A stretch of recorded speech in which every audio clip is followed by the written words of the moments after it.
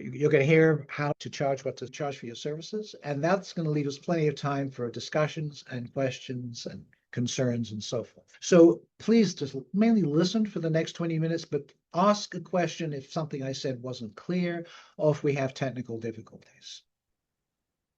So quickly, a little about me. I've been an independent consultant now for over 40 years, and I have done many other things. I have an ancient PhD in high energy particle physics.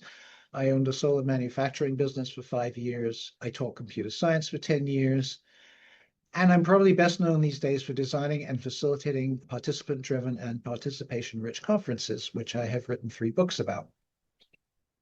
I also love to sing and dance and meditate, but the core thing you need to know about me, which is something I only really realized maybe 20 years ago, was what I love to do and what gives me great pleasure and joy is to facilitate connection between people. That is what I love to do, and that is what my work is fundamentally about. One practical thing that I want you to know is I will send a PDF of my slides to you all after the session. So you don't have to do screenshots, recordings, and so forth. There are only 5 slides, by the way. So usual Zoom etiquette, please stay muted until you have something to say. If you have a question, please raise your Zoom hand, and I will get to you as soon as I can. And feel free, as people are already doing, to use the Zoom chat for questions, comments, and discussion. And again, my co-hosts try and nudge me towards things that I've missed when we get into the free-floating part of this session today. There is one agreement I would like us all to make. During this session, I would like us to agree to use Chatham House rules, which is a fancy way of saying that any specific information from and about individuals that we share here stays amongst ourselves. So that means if you're making recordings or transcriptions, I want you to agree to keep them for your personal use. We are, as I said, making a recording of this, and I will eventually provide a public version of it with edits if necessary to preserve confidentiality. If any of you have concerns about what that recording might contain, I urge you to contact me. I'm not going to put that recording out for a while. So you have some time, but let me know. I can't guarantee a safe space, but I can try to create the safest space I can so that you may or may not feel safe enough to say stuff that you want to say that you might not want to tell most people. Totally your decision. It's time for us to start. I'm a big fan these days of paying it forward. And the reason why that's totally appropriate for this session is that I didn't invent what I'm about to tell you. I read about it in a book written 40 years ago by a wonderful man who actually became a mentor to me. And I'm just going to say a little bit about him. His name was Jerry Weinberg.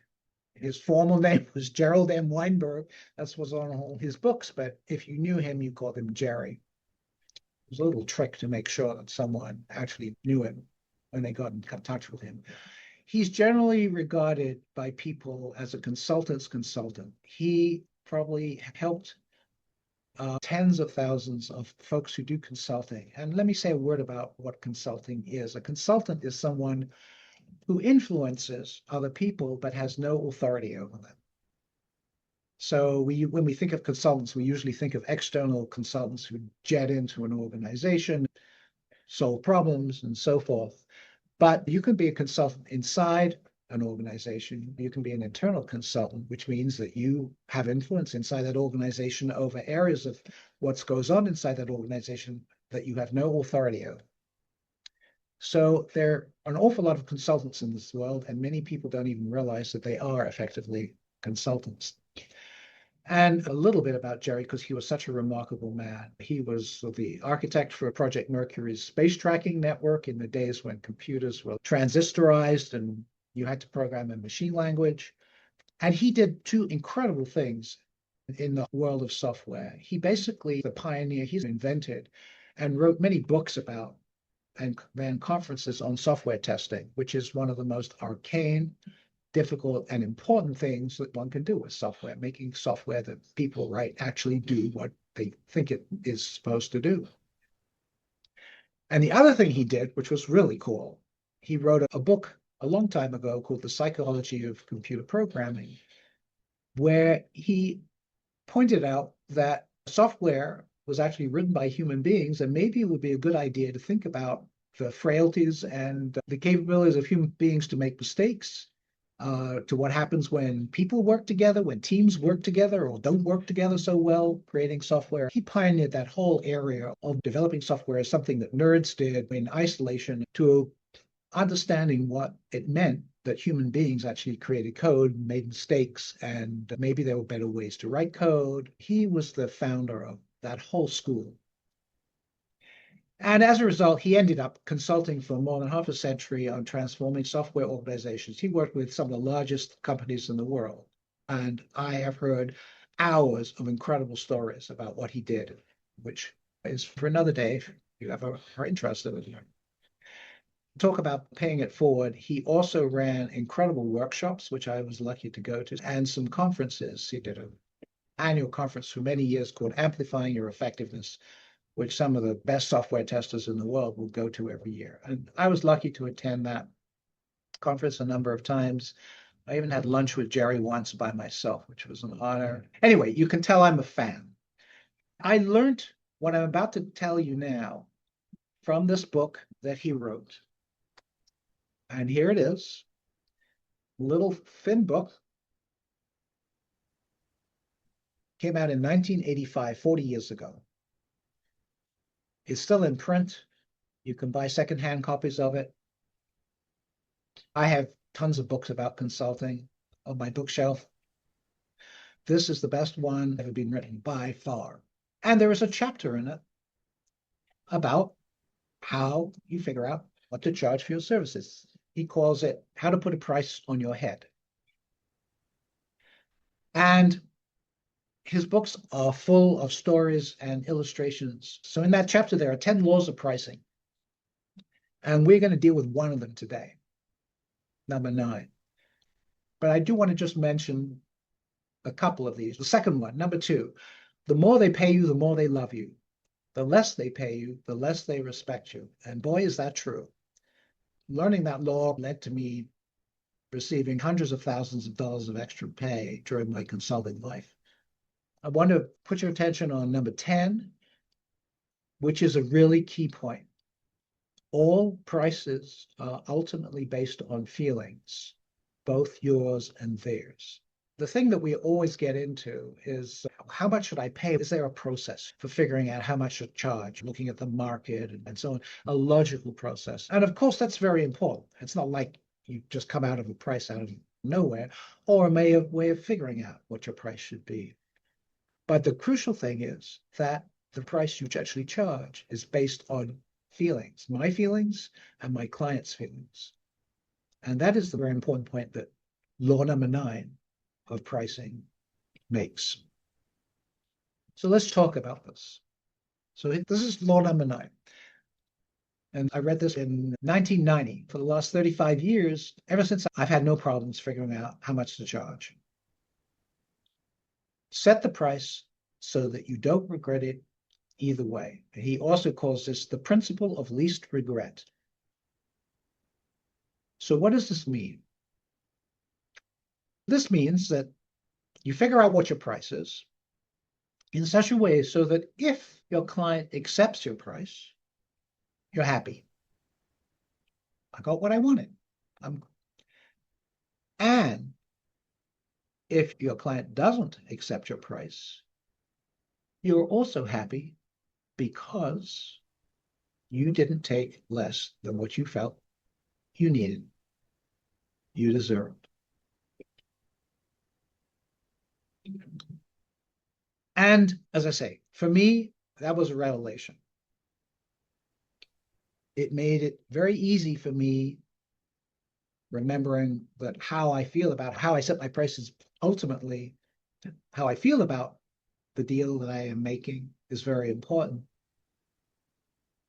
This law allows me to come up with something that allows me to have the least regret. I want to give you some examples of what I currently do. And I want to say this is me giving you examples. I've been doing this for 40 years, and these are some of the things I've come up with. They are guidelines. They are not what you should do. Maybe bits of them will ring a bell and you'll say, oh, that's a good idea. And maybe you'll reject them completely. The point is that I'm using this principle to figure out what works for me. So I'll tell you straight out now how I actually do my pricing for clients these days. So here are the logical, messy details. I have an hourly rate and a daily rate. I basically charge clients for my time. And for those two rates, I also have two different rates, one for nonprofits and one for profits. That's just how I feel. I do a lot of work in the association world. The association world has less money in general than the corporate world, and so I charge them less. That's what I do. I should say something about my day rate. My day rate is usually when I'm on site, I'm there, and they might say, we want you to do a workshop in the morning, and I'll say to them, you got me for the day. You want me to do something in the afternoon? Use me. I'm here. Use me. I'll run a breakout session. I'll do a session on such and such, whatever. I'll facilitate this closing session. Anything you like. You've got me for a day. As you might expect, I request all my expenses to be paid. Travel, economy travel is fine. Put me in business class if you like. I will be very pleased, but I don't expect it. And all my expenses, meals while I'm on site, accommodations and so forth, all this, the usual stuff. I also, and this is a wrinkle, I charge for my travel time at half my hourly or my daily rates. So I'm on the West Coast of the United States. If I have to travel to California for an event, that's a day for me to get there. So 2 days, one day there, one day back. So I'll charge them one day at my full rate for those 2 days of travel. That's how I work these days. I haven't told you what the rates are, and I change them every once in a while. Every now and a while, I think about it and think, inflation, blah, blah, blah. How much should my hourly rate or my daily rate be? I change them every few years, usually. And again, the more I charge, the better I'm treated. There's one other way that I work. You can sometimes get me to drop or even eliminate my fee if you invite me somewhere that I haven't been to that I really want to go to. A number of years ago, I got invited to do a 3-day workshop in Australia, a continent I'd never been to, and in Alice Springs, in the center of Australia. How could you not want to go there? I did. And so basically, they paid for all my expenses to get there and back. And the 3 days I was doing the workshop in these most gorgeous places in the center of Australia. And then I spent 3 weeks traveling around the country and having a wonderful time. And a couple of years ago, I was asked to do a workshop in Rome. And I'd been there, but haven't spent any time there. Would love to have a few days there. And also, there were some really good friends of mine at this conference who I hadn't seen for years. I thought I'll get to see my friends who I haven't seen for a long time. So I waived my fee for that. They just paid for all my expenses, and I had a great time and wandered around Rome with a friend I made and a local, and that was great. Let's get rid of these slides. So that was my spiel. I have no idea whether you think I'm crazy or it's making sense to you. We have time now. We have time, and I am totally open to answer questions or facilitating discussion or disagreements or whatever you like. Clarifying something, and I'm turning things over to you. All right, Tim. Yeah, please remember, just stick your Zoom hand up. I think we'll do this. The normal thing I do, if I'd had 30 of you here, I would ask anyone who wasn't asking a question to turn their camera off. This is a nice technique. I just passed that on to you. And that means that we're seeing on the screen the people who are actively talking. But this is fine. Go ahead, Tim. Sure. So thank you for being here and hosting this session. I believe some of us, and perhaps myself, came on here to maybe get some better thoughts, better ideas on how to address the pricing conversation. Specifically, I speak in the meetings and events industry. I speak on AI, and I also speak on audiovisual partnerships, but it's solely around the meetings and events industry. Devin is on here as well. Her and I cross paths quite a bit on the circuit. Now, I speak at multiple conferences where I know the budgets are minimal, and that's okay because part of my speaking is to share the message, to give back to those that have given so much to me. as well as just ensure that I'm known throughout my industry as a thought leader. However, there are also conferences and speaking engagements where I'm inquired to come speak, and it is definitely a corporation, more of a for-profit company. And I've found the conversations are much different when you're speaking with the nonprofits than they are the for-profits, which is fine.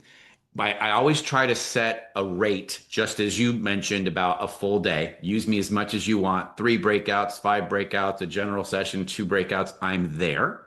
And that rate is generally much higher. And then I also will do a nonprofit rate if it's something drivable. So I don't know if I actually have a specific question other than to say it seems that in all of my conversations, I take into consideration the organization. I ask them if they have budgets for speakers and what those typically are. But just in general, it's really hard to define what a going rate is for someone in a specific industry. And I see a lot of heads nodding. And I believe that's really the crux of this because I'll be fully transparent. I'll charge $3,500 to do a 45-minute keynote for a for-profit corporation that flies me across the country, puts me up in a hotel for 2 nights, and pays per diem for 3 days. And I'll charge $700 to go speak at a conference that is a nonprofit that I'm there for 3 days and all they gave me was $700 and I paid for everything else. So it really can be a full extreme one way or another. So again, I don't know if this was a question or more of a discussion item, but that's why I'm here. Tim, I think it's great that you gave your examples, and I really appreciate you sharing that information. And again, if you don't want it outside this session, please signify it. But you're making the point that I'm making. That is what works for you. And you're talking about market rate. And what I'm saying is, okay, obviously we don't do this in a vacuum. I would love to know some range. And sometimes, but sometimes it's impossible, particularly for people who do something that's really different. There are very few people in the world, for example, who do what I do. So I can decide, and my clients will decide whether we're in sync or not. So you've given a very good example of how you do your pricing, and I think you're using the same principle that I am. If your client comes to you, the crucial thing is you've got a way of coming up with your pricing, which could change from time to time. And what happens when do you set it up so that if the client says, no, I don't want to pay that much, what happens then?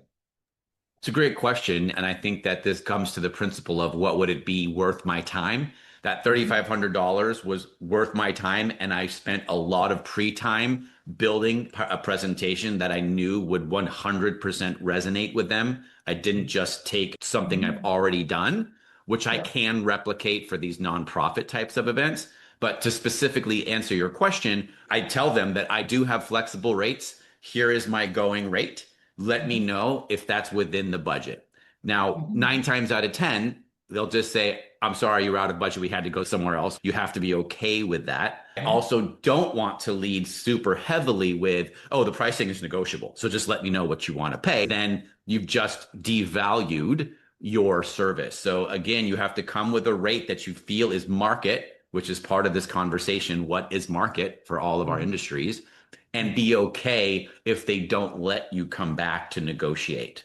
Leave a little bit of wiggle room, but not so much that it devalues what you just asked to be paid. I think you make a really good point. I certainly don't tell people I have a range. My approach is people say, this is what I want. I say, this is what it will cost. This is something that Jerry Weinberg calls the orange juice test. It's in The Secrets of Consulting. So I say, this is what I want using the principle of least regret.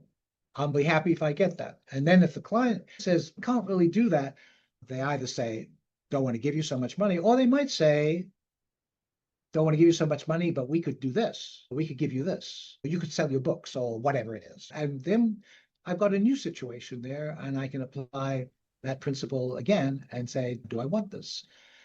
Jerry wrote a second book called More Secrets of Consulting, and he talks about negotiating in this book a little bit more. And it's mainly about when you work with agents. If some of you have speaker agents, that section of that book is well worth reading because there's a whole power situation going on here. I also want to make one other point while I think of it. It's a huge caveat. There are times when this stuff simply doesn't apply very well. All of us have had times in our lives when this is true. If you need to make your rent payment or your mortgage payment, if you need to put food on the table, to pay medical bills and so on, and a client offers you a job and it's here's the price, take it or leave it, you don't have a lot of choice. Okay. So I want to acknowledge that because many people in this world live that way. And there have been times in my life when I started out when it was like, thank you. I'm not going to negotiate with this. This is not great, but I can make a living doing this. So I just want to make that point. I feel very privileged to be able to turn work down. Last year, I turned down, this is crazy, a crazy example. I turned down a piece of work that was worth several $100,000 because the conditions were not acceptable to me. And I have the privilege and the luck to be able to do that. Let's go to Nicole and then Devin and then Sherry. Yes, hi. Thank you so much, Adrian. And I just want to also say that I agree with Tim of what he said earlier about discussing budgets, right? Because as a VA agency owner, when I do discovery call with my clients, after getting to know them, getting to know their businesses, the last question I have on my list is actually what Tim exactly said. How much is the budget? Now, then there, the number 10 that you showed on the slide earlier comes in. The slide tells us that we are actually deciding based on feelings. And that's what exactly has been happening with me since I have the agency. Once my client tells me, like, hey, Coach Nicole, this is the budget for this virtual assistant. Now my feelings comes in wherein I would really consider the budget of the clients, wherein it comes to a point where I will be lowering the agency fee just to fit in to the client's budget, which later on, as we speak right now, comes to my thinking that you are actually correct when you said that this is one of those that we might be regretting in the end, right? So I am now, as I've been listening to you earlier, you are correct. Now it's not only 100% rejection on my end, but it comes to me thinking that yes, maybe if I was able to say to the clients that, hey, that specific budget is not within range that we are actually looking forward to. But since I consider fillings and all that, I lower the rates. So right now it's like what you said, the amount that you are offering them, they would be loving you back the same. Yeah, I really understand now that the services that we cater, the services that we provide actually deserve a price on how we really execute, how we really Mhm. provide it to them. So this is actually a learning to me, Adrian. Thank you so much for this opportunity because now I am able to realize that yes, I may consider budget, but I really have to let my potential clients know that, hey, the services that we provide, the help that we provide you, it actually And applies to the amount that we're asking for. I get it, Nicole. And I think, again, the crucial thing is if you do reduce your price, and I've had that happen, I've had someone say, look, we really don't have this much money, but we can give you this much money. And I think about it and I think, you know what? I actually would love to do this event and I'm prepared to do it. So I lower my fee. And that's a negotiation that happens all the time. Not all the time, because I usually get what I want. The one comment I would want to make is this stuff works the better you know what it is you actually want. And the better the confidence you have in what you have is of value to your client, the better this process will work. Okay.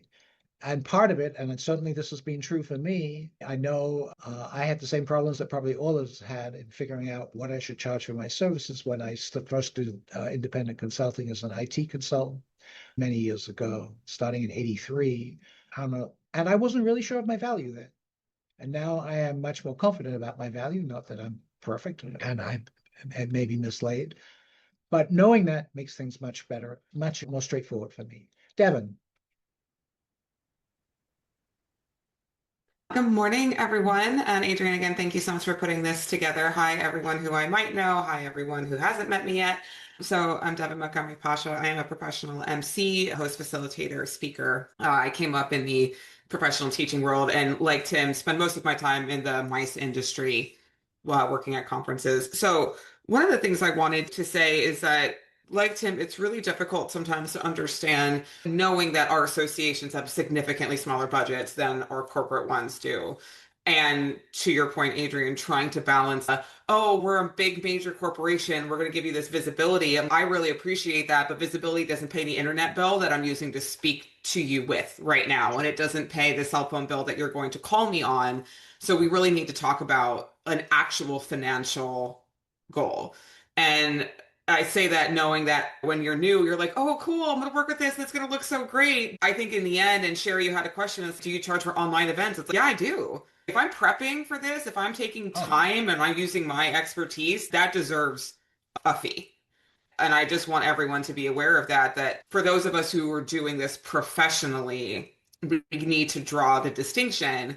And I think, Adrian, to your point and to Tim's point, this is where things get, I'll say, a little muddy, is that for people who speak professionally, is a difference from people who have full-time jobs who also share their thought leadership in professional settings. And so I think one of the things we need to clarify when we're getting RFPs or when we're getting some of this information is, are you asking me to bring my professional speaking to this, or are you asking for speakers who can speak on this topic? And it's important to bring that ahead of time to say, because I am a professional, as in this is my profession. And so my fees reflect what my value is in this industry. And I think that's where a lot of us are getting these mixed signals. And again, things are becoming muddy and these frustrations are happening is that, oh, we're going to pay you like $700. Or they're like, oh, we'll get you into the conference for free. I'm like, yeah, that conference for free doesn't do anything for me because I'm not here for the conference as a benefit. I'm here professionally. So I think what we also need to find, Adrian, if you could help us or as part of this conversation, is language to also share the fact that we need to be careful of what we're taking. The other thing I'd like to offer is something I got from a coach from my MC world, which helps sometimes to bridge the conversation of this is my price. This is what it is. This is my service. This is my day rate. Sometimes it's, and this is inclusive of travel. So like this is the whole package. We don't have to worry about this. And that way I need to get fed and I need a room, things like that. So sometimes I found that was really helpful. This is my rate and I'll take care of everything. The other thing was when you have the conversation of, okay, we're not quite there. This is my rate, leave it. This is where we are. It's what ways can we bridge the gap between your rate and my rate? And what she suggested was something called a non-cash compensation sheet, which I have found extremely valuable. So I hope everyone copies and steals this tool, but it's branded. I have it done. It's on Canva. It's branded. It's a PDF. I give it back to my clients and it says, okay, I need all professional photos and videos. I need to be on your website at least 3 times. I need you to introduce me to 3 people, personal introductions to 3 people who book speakers and MCs. You need to leave 2 to 3 LinkedIn recommendations on my LinkedIn page from your VPs. I need photos with all of your VPs. So it's, if you can accommodate this to those of you who are talking about marketing opportunities, that's where you make it contractual. As in, if we're going to meet this gap, now this is part of my full compensation, but it becomes something that they sign contractually versus, oh yeah, we'll give you marketing. So I just wanted to share that with the group here who is gathered with people who are listening, at least that way, because I have taken a significantly lower rate for a very large corporation because of the relationship I wanted to build.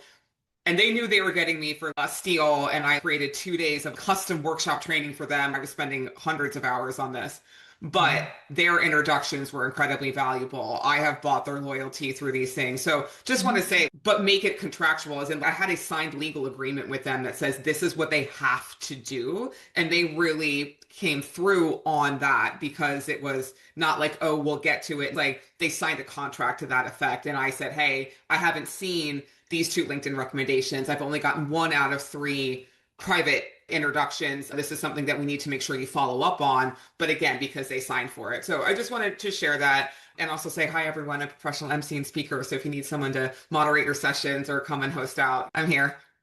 I love your last suggestion, which really gets into much more detail about, and it's one of Jerry's laws, is that price is more than just about money. And you've really taken the whole concept of non-monetary compensation to a level that most of us probably, I certainly haven't thought about and probably should think about more when we do get into these situations where people don't want to give you the money that you feel you should get. So thank you for that. I have two other comments that you brought up.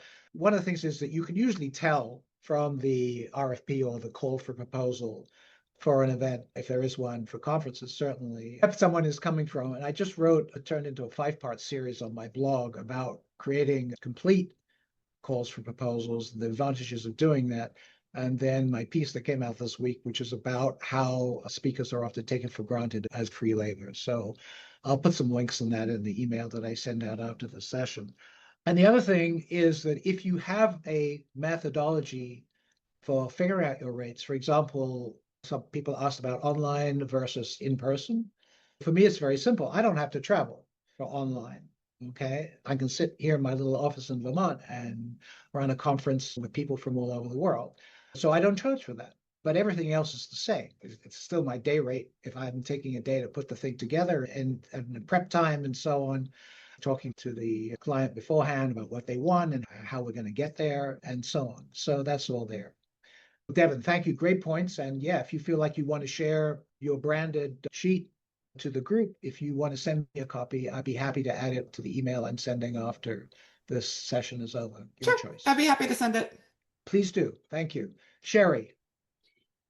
So I can talk about consulting for a long time. I've been doing this for more than 20 years and I guess doing it a little bit successfully. And as I mentioned in the chat, I only work with associations, with nonprofits. I don't do any corporate work anymore.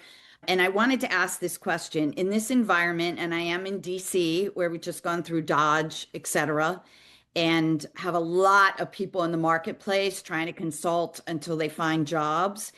And I'm wondering if I'm now pricing myself out of the market. And for backup information, I was at an hour for years and then raised my rates to right around COVID. And then was on a call with a bunch of friends during COVID in association communications. And they all said, wow, you need to raise your rates again. Had a conversation with the guy who does pricing for associations. And he said, yeah, you need to raise your rates. So I did raise them one more time. And that was about 5 years ago. To an hour, I charge a little more for crisis management. And again, appreciate everyone keeping that confidential because my rates will slide. If I'm working with a true community-based nonprofit, I might charge. So I don't want those rates that I just quoted getting out. But in this environment, am I pricing myself out of the marketplace? Because I know people who just started and they're all. Thank you. I can only answer for myself. And again, we're getting into uncharted territory here. I welcome other contributions quickly, maybe on the chat, because we don't have too much time and I want to make sure we hear from Robin and anyone else as well. I don't think you're out of line with that kind of pricing at all. But again, it all depends on your situation and the kinds of clients you have and the value that you have. So if anyone has any comments about that, put them in the chat. Let's go to Robin. Hi, Adrian and Hey, Robin. everybody. It's good to see so many of you and to meet some new friends too. This is such an important conversation, and I'm grateful to Anka for putting together the speaker collective that has been discussing a lot of this, and I want to encourage everybody to participate in that conversation after this as well. But yesterday I was on a webinar as a participant, and it was all about budgeting for events and how to stretch the dollar. And I'm a full-time professional speaker with nothing to sell on the back end. I'm there to serve the audience. That's my whole gig, other than a book. When you get $1 or whatever for every book, so there's not a lot of profit in it. I'm there for the speaking. So I went on this call to hear what budget concerns planners are having. And I say this not to insult any planners because we're partners. There's so much that you're working within that's challenging, and we recognize that in the speaking community. But what I found really interesting on that call, they had these categories about F&B and AV and all these hotel expenses, and speakers didn't even make the list of what was considered a stretch at all to budget. There was no discussion on the call itself, and I kept throwing it in the chat. what about speakers? Are you paying for speakers? And in the end, they didn't even take the question. And I reached out to the organizer and I want to have a separate conversation. But I think it was just really telling that they are so used to getting people that have a purpose for being there. There's business. And so they will show up for the exposure. Thank you so much to Devin for all of those great points. You said it so much better than I could have.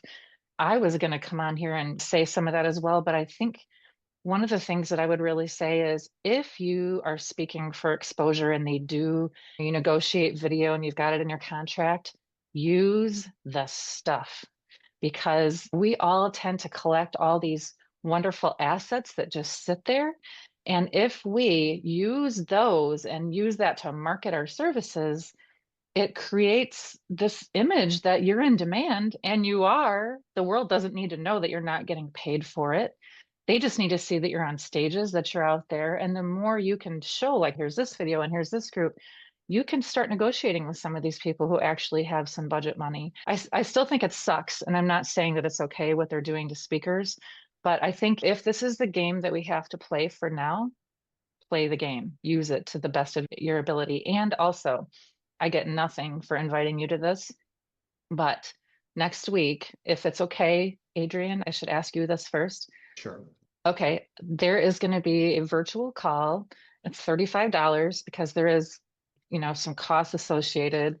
I don't make any of the money from this, but as a board member of the Michigan chapter of the National Speakers Association, we're bringing in an expert next week for anybody on negotiating. It's the top 10 mistakes that speakers make when negotiating. So if you would like the link, let me know. If Adrian wants to send that out, you're welcome to have it. Again, I get nothing, but it may be really good information and timely as well. Send me the link and I'll stick it in the email that's going out to you all. I put in the chat my latest post that came out on Monday, which speaks directly to what you said. It's basically talking about how the fact that speakers are often assumed to provide their expertise, even though they're the core of an event, for free.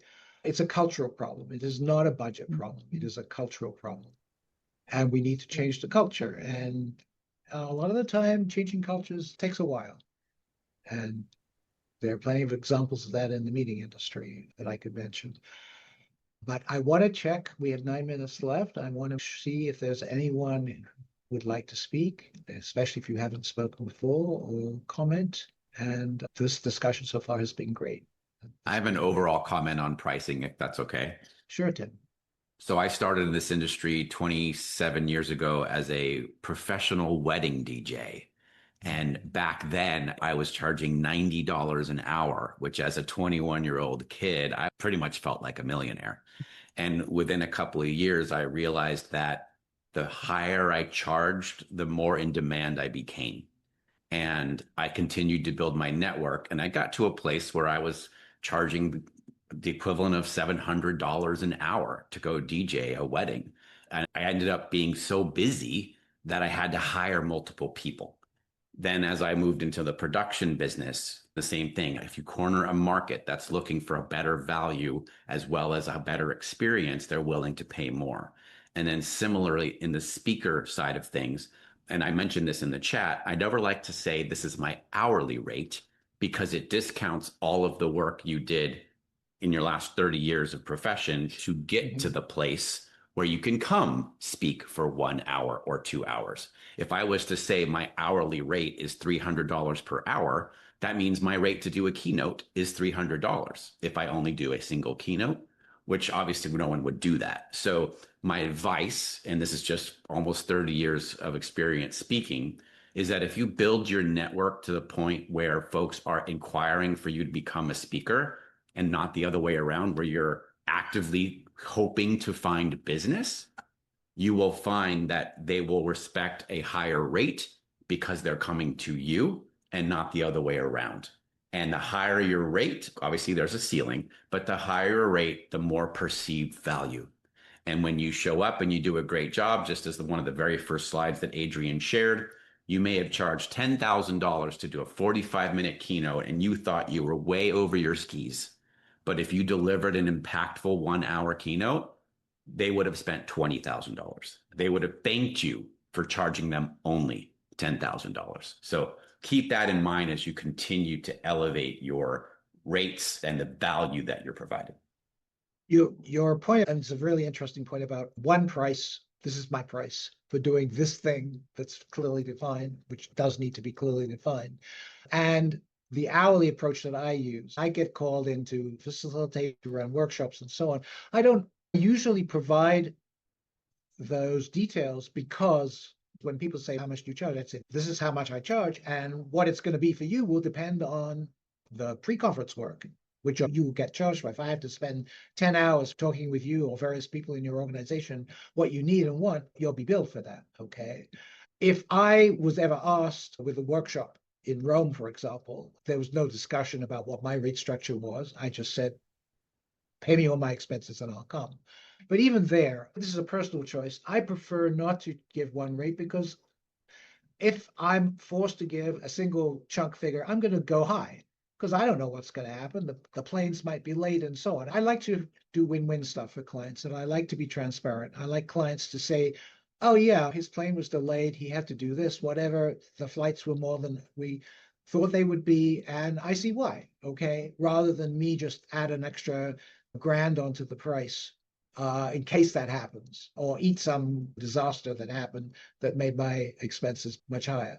Or my client, once I've signed the contract, it turns out that for me to do a good job, I actually need to spend a lot more time than they implied before they rewrote the contract on actually doing a good job. Everybody's different, but I totally get, especially if you're marketing yourself as a professional speaker, a single rate may be the way to go. It makes a lot of sense. More questions, comments, thoughts, last minute wrap ups? I do want to thank Amy Hager and Denise Hayes for helping with the management of this. They co-host, they just took over some of the Zoom stuff that otherwise would have distracted me even more than I am already distracted.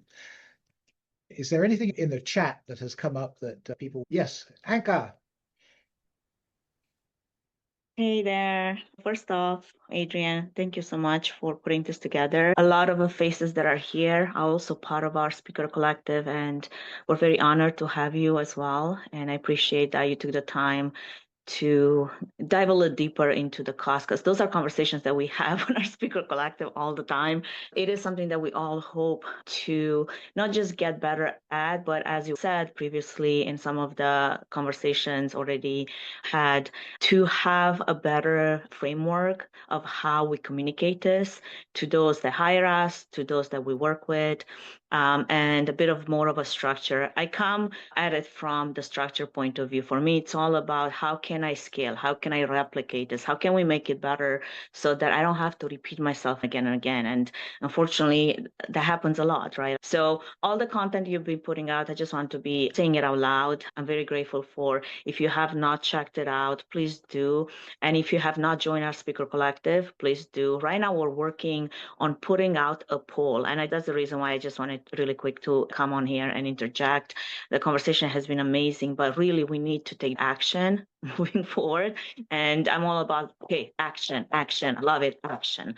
So the action right now is working together on generating this poll that came out of our last conversation and putting it out there so we learn more from our speakers that we work with, from our event planners, organizers, agencies. And my ask is to get into that document, share your thoughts. We're going to build this poll and then share it with your network. You all have great networks. We've built great networks. The reason why we're having this conversation is because we set ourselves as thought leaders in this space, and we're credible thought leaders. I'm asking you to be part of this and help so that we can move forward together.